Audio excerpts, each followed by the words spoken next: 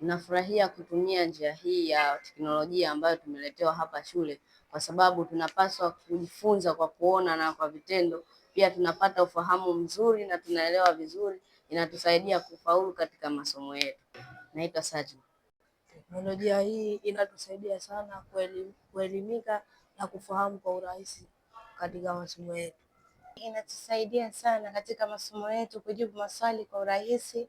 Kama tukipewa kazi, tunakuja tunaangalia, tunatumia hii teknolojia yetu ya smart screen.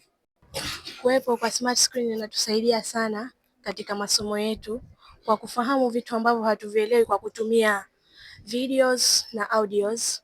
Kwa hiyo tunashukuru sana serikali. Jina naitwa Rahma Said Salum, natokea form 1B.